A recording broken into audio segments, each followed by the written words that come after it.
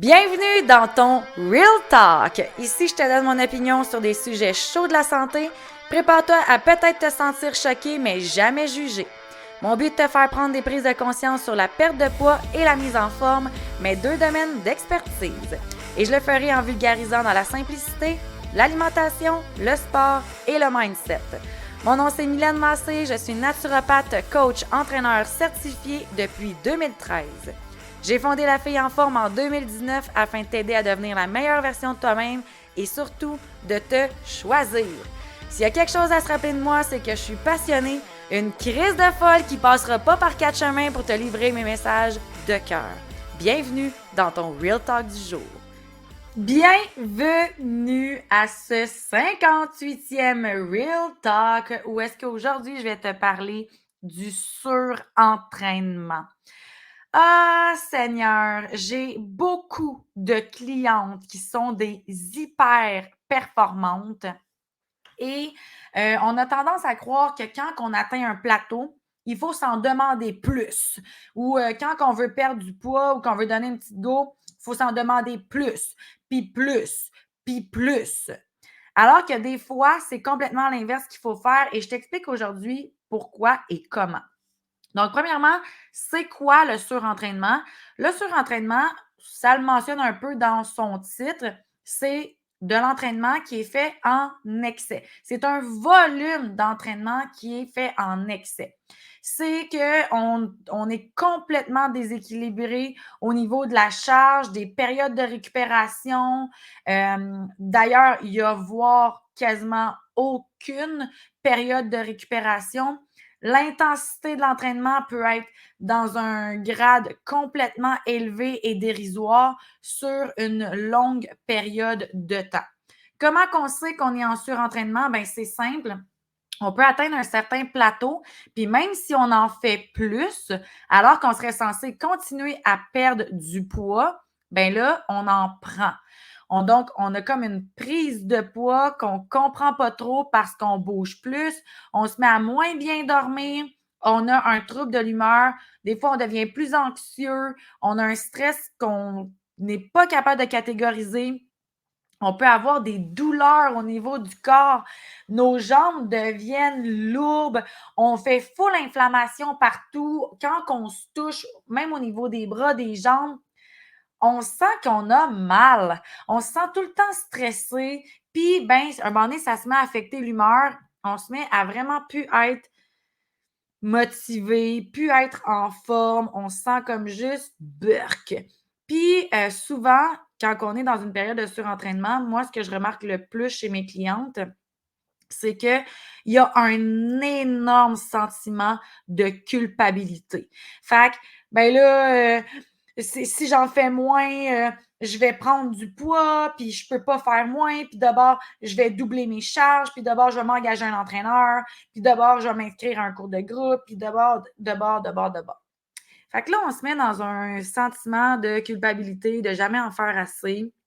Et pourtant, si on était vraiment à l'écoute de notre corps, on se rendrait compte qu'il est en train de nous crier de diminuer, d'arrêter, de rajouter de la douceur, de venir prendre un break. Donc, si toi, depuis un moment, tu te sens comme ça, là. Tu vas au gym à tous les jours, tu mets les bouchées doubles, tu t'inscris au CrossFit, tu t'inscris, tu fais du ski, tu fais de la natation, tu fais du vélo, tu es au moins 2-3 heures par jour en train de faire de la muscu ou de l'entraînement, ou quand tu vas au gym, tu restes là longtemps, tu fais ton jogging, après ça ton entraînement, puis tu refais un jogging après. Je sais pas, moi, t'es connue comme étant la fille là, qui en fait toujours trop. Et là, tout d'un coup, en faire trop t'amène à avoir des symptômes peut-être plus néfastes. Tu te sens plus fatigué, tu te sens morose, ça ne te tente plus vraiment de bouger autant. Ou vraiment, la principale fonction là, qui t'atteint le plus, c'est que tu n'es plus en progression au niveau de tes objectifs. Tes objectifs de mise en forme, tes objectifs de poids, et même que tu commences à remarquer une diminution de tes poids pendant l'entraînement. Et là, vu que tu es une guerrière, qu'est-ce que tu fais? Bien, c'est que tu nies que tu es en train de vouloir mettre moins lourd. Tu nies que tu es en train de vouloir peut-être prendre un break. Et donc, tu fais à ta tête et au lieu d'écouter ton corps, tu gardes des charges complètement dérisoires pour le moment de l'année dans lequel tu es peut-être en surentraînement.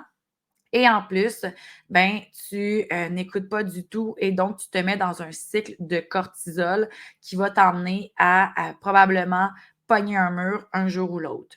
C'est quoi le cycle de cortisol? Je t'invite à retourner dans mes anciens épisodes. J'en parle. C'est le cycle du stress qui peut te faire prendre du jour au lendemain du gras abdominal. Et attention, c'est pas parce que tu fais du surentraînement pendant une semaine que tu vas te mettre à avoir du gras abdominal ou que tu vas te sentir des jambes lourdes ou que tu vas sentir que tu vas en diminution au niveau de tes objectifs. C'est pas du tout ça. On parle de semaine par-dessus culpabilité, par-dessus culpabilité. Donc, excusez-moi, c'est vraiment très important de comprendre que le surentraînement se fait sur une longue période de temps. Et là, attention, parce que ma miss paresseuse qui m'écoute, elle va souvent prendre l'excuse, ben là, moi, Mylène, je ne veux pas aller en surentraînement. Je ne veux pas aller dans un cycle de cortisol qui va m'emmener à être fatiguée puis qui va m'emmener à prendre du poids au niveau des abdos. Donc, je vais juste m'entraîner 1 ou 2 fois par semaine puis ça va être correct, tu sais. Mais non, ma chum, là, je te jure, le surentraînement, comme je disais tantôt, c'est des périodes extrêmes d'entraînement. C'est des volumes vraiment de quantité extrême. Tu es tout le temps au gym, tu es tout le temps en train de bouger, tu es tout le temps en train de mettre trop lourd, trop fort, trop. Tu n'écoutes du tout ton cycle hormonal. Tu n'es pas du tout dans l'écoute, tu n'es pas du tout non plus dans les périodes de récupération. Donc, il y a une méchante différence entre aller au gym 1 ou 2 fois ou vraiment y aller tous les jours de façon extrême et non contrôlée par un coach qui pourrait être plus bienveillant dans l'atteinte de tes objectifs. Alors, qu'est-ce qu'on fait avec ça? Bien, premièrement, si tu remarques que depuis un bout de temps, justement, tu as moins de motivation à aller au gym, tu te sens plus lourde, tu as vraiment pogné un plateau incroyable au niveau de tes objectifs, tu perds plus de poids, même que tu commences à en prendre, tu sens qu'au niveau abdominal, tu te sens plus ballonné, tu es plus stressé, tu dors moins bien, ça se peut que tu sois en surentraînement. La première chose que je vais te demander, c'est est-ce qu'il y a un coach qui te suit? Si la réponse c'est non, bien, peut-être aller te questionner, aller voir un coach, puis lui faire un topo de ton histoire et voir si on pourrait adapter l'entraînement. Parce que souvent, les personnes qui vont se rendre en surentraînement, c'est pas avec mes conseils aujourd'hui que tu vas faire parfait, je me mets à marcher, je suis heureuse de ça. Non, c'est souvent des personnes qui tombent facilement dans l'hyperperformance et du jour au lendemain, de leur faire passer de 7 jours au gym de façon intense à quelques marches par semaine, ils vont capoter. Puis là, ben, la santé mentale rentre en bout de ligne. Donc, parle avec un coach, regarde si déjà au niveau inflammatoire, au niveau métabolique, si ton corps est dans un état de stress. On peut le voir facilement en prenant le pourcentage de gras en passant. Donc, tu pourrais demander à un entraîneur de prendre ton pourcentage. Tu pourrais lui faire une liste de justement tout ce que tu fais là, sur une base régulière, sur une base hebdomadaire, mettons, au niveau de l'exercice et de l'entraînement. Puis ensemble, vous pourriez regarder, OK, comment venir diminuer ça. Si tu as déjà un entraîneur, que tu te fais suivre, puis que tu as vraiment juste envie de diminuer un peu ta charge métabolique, que ça te parle, qu'est-ce que je suis en train de dire, puis que tu as juste envie de peut-être mettre un petit peu plus de douceur à travers tout ça, je te dirais, ben dans ce cas-là, c'est important de comprendre c'est quoi la courbe de surcompensation. La courbe de surcompensation, c'est que quand tu fais un effort métabolique au niveau de l'entraînement, ça va venir créer des micro-déchirures au niveau de tes muscles. Ce que tu veux venir faire, c'est comprendre à partir de combien de temps, quand tu vas réutiliser le même muscle, qu'il va être en surcompensation. Donc, tu fais, mettons, des squats, donc tu utilises beaucoup tes fesses, tes quads. Tu laisses passer 24 heures avec le même poids. Est-ce qu'en 24 heures, tu peux en faire plus ou pas? Et donc là, la prochaine fois, tu attends 48 heures. tu regardes est-ce que tu peux en faire plus ou plus lourd. Et là, tu prends 72 heures ou en tout cas, tu ajoutes tout le temps une journée et ça va te permettre de savoir, toi, c'est quoi ta courbe de récupération quand que tu viens travailler un muscle au niveau musculaire hypertrophique, donc de venir renforcer la chaîne musculaire. Et quand tu comprends cette courbe-là, ça te permet d'avoir une très bonne période de récupération et de tout le temps être dans une progression au niveau physique parce que tu donnes le bon temps à ton corps de récupérer et de donc guérir des micro-déchirures et donc d'être plus fort de fois en fois. Ça, c'est de comprendre la courbe de surcompensation. Ensuite, tu veux absolument diminuer ta charge.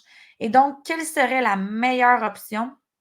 Donne-toi donc un deload week. Un deload week, ça veut dire d'aller au gym, mais de prendre quasiment pas de charge. Tu veux vraiment y aller là, de façon minimaliste. Si tu fais, mettons, d'habitude, des squats à 100 livres, ben là, tu vas faire des squats à 10 livres.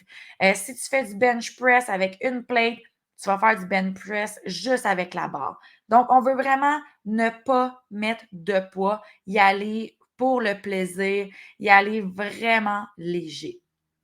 Dans le maximum, mettons dans le pire des cas, là, j'ai un client qui est devant moi, il est en surentraînement, il est en stress métabolique, il a full inflammation dans son corps.